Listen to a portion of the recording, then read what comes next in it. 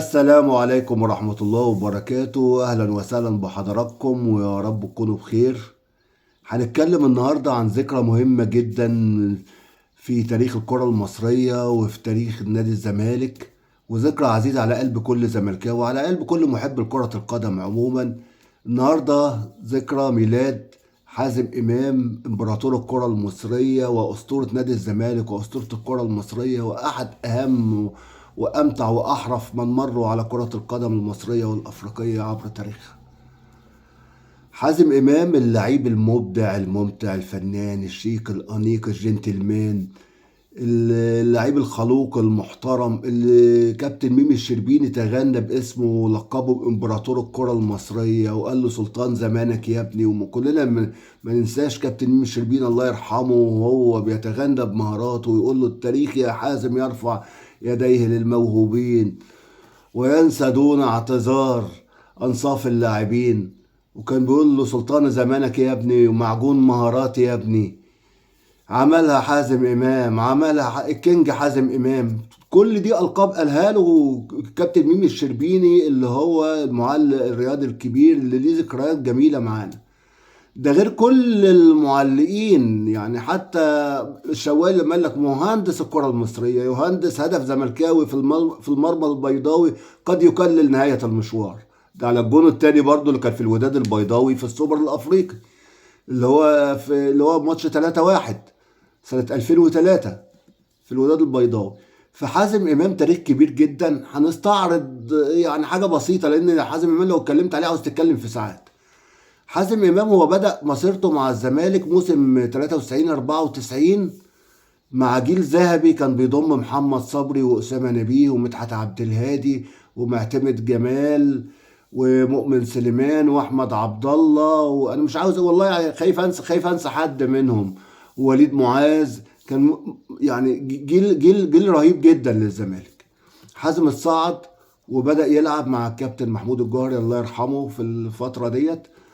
ومن موسم 93 94 حتى اعلان اعتزاله موسم 2007 2008 تخلل في الفترة ديت. حازم احترف سنة 96 في نادي اودينيزي الايطالي، وتنه محترف من 96 ل 2001. لعب فترة مع اودينيزي وعير بعد كده لنادي جرافة شاب الهولندي، وبعدين رجع سنة 2001 كمل بقى مسيرته مع الزمالك، وكانت مسيرة جميلة جدا مع الزمالك.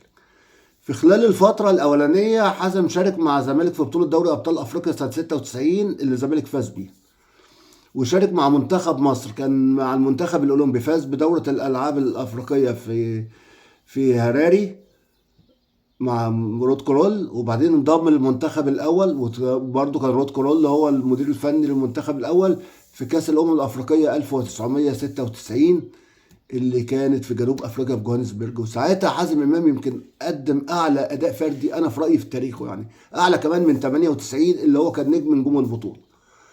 وفي بعد البطوله ديت حازم امام احترف في اودونيزي الايطالي. واودونيزي الايطالي لما نقول حازم امام احترف في ايطاليا فهو اول لاعب مصري عربي يحترف في الدوري الايطالي. الدوري الايطالي لمن لا يعرف في التسعينات كان هو الدوري رقم واحد في العالم بفرق رهيب جدا عن باقي الدوريات.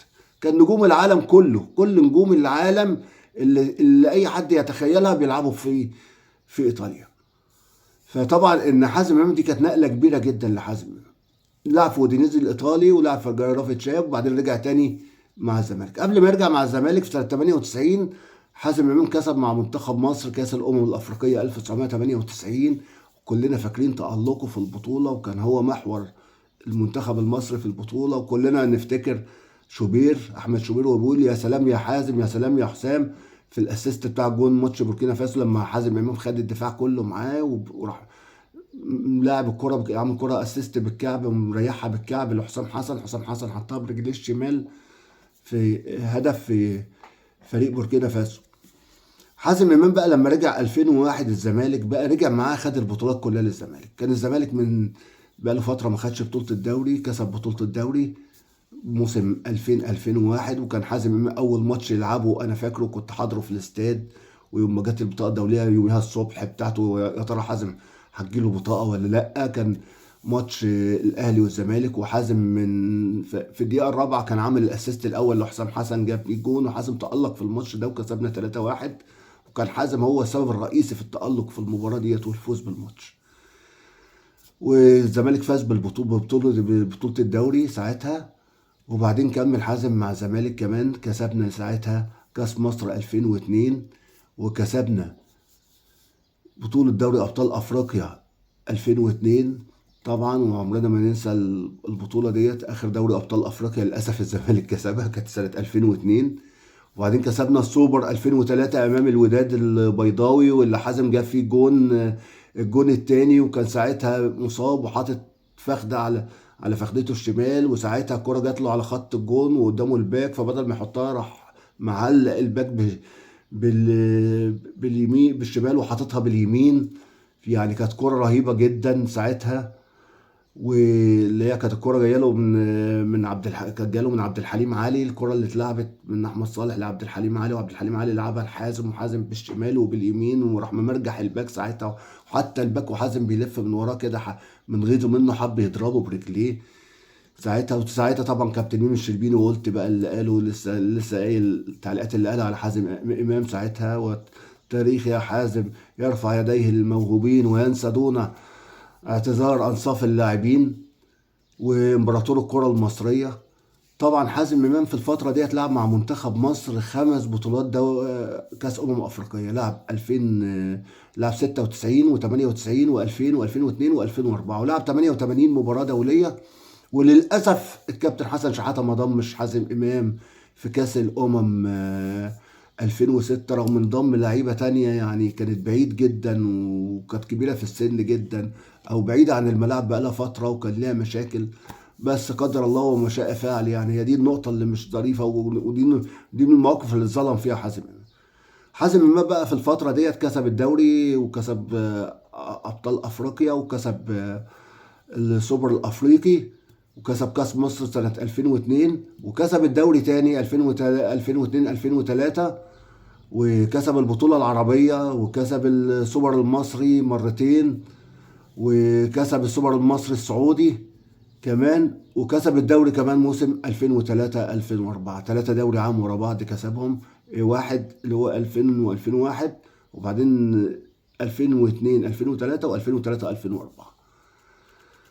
وكمل مع الزمالك مسيرته لحد ما كسب كاس مصر 2008، واعتزل بقى في يوم مهيب جدا اللي هو يوم نهائي الكاس. واحنا فاكرين الاعتزال التيشيرتات اللي كانت لعيبه الزمالك لابساها في الاستاد، وحازم عيط ساعتها من الجمهور. بس كانت نهايه مسيره اسطوريه لحازم امام. عاوز اقول حاجه على حازم امام، ان حازم امام لو كان احترف بدري شويه وكان اهتم بالاحتراف، ولو كان في الجيل ده دلوقتي، كان حازم ده بقى ليه تاريخ عالمي كبير جدا. ولكن قدر الله وما شاء فعل. حازم امام بالنسبه لجمهور الزمالك هو اسطوره خالده من اساطير نادي الزمالك، من اهم الاساطير اللي في تاريخ نادي الزمالك. وانا في رايي هو امهر لعيب شفته، لعيب مبدع، بيلعب باليمين زي الشمال، بيرقص باليمين بالشمال، عنده تحكم كنترول رهيب جدا في الكوره، كنترول رهيب جدا في ان هو يوصلك من اقرب نقطه للهدف، ويوصلك بسهوله ويسر جدا. يا عزه يا هناه يا فرحته راس الحربة اللي كان يلعب تحتيه حازم امام. حازم امام ما كانش بيهتم جدا بتسجيل اهداف قد ما بيهتم بصناعتها وقد ما بيهتم باللعب الجمالي. انا في رايي ان من اكتر الحاجات اللي موتت متعه كره القدم اللي هو اعتزال حازم امام، لان حازم امام انا في رايي برضو ما تكررش تاني. يعني حازم امام كلاعب ما تكررش الكواليتي ده بتاعه تاني. فاحنا بنقول له كل سنه وانت طيب. انا بتكلم من غير ما اعمل اي داتا رقميه ولا حاجه، بتكلم من الذاكره، لان حازم امام معانا الذاكره بتاعته ما تنساش. وطبعا قبل كده كنت كلمتكم على جونه مع الحضري وحازم يا اودينيزي لما كان في الماتش التاني بتاع 2-1 اللي احرز فيه الهدفين في الحضري. فحازم امام ما ينفعش الواحد بقى يكتب ويقعد يعد ارقام وحاجات، لان حازم امام لازم تتكلم عليه من نفسك وتقول حاجه من القلب تروح للقلب. ونقول له كل سنه وانت طيب، وكل سنه وجماهير الزمالك طيبه وجماهير الكره المصريه طيبه يا رب، وكل سنه وانتم طيبين، واشوفكم على خير ان شاء الله. السلام عليكم.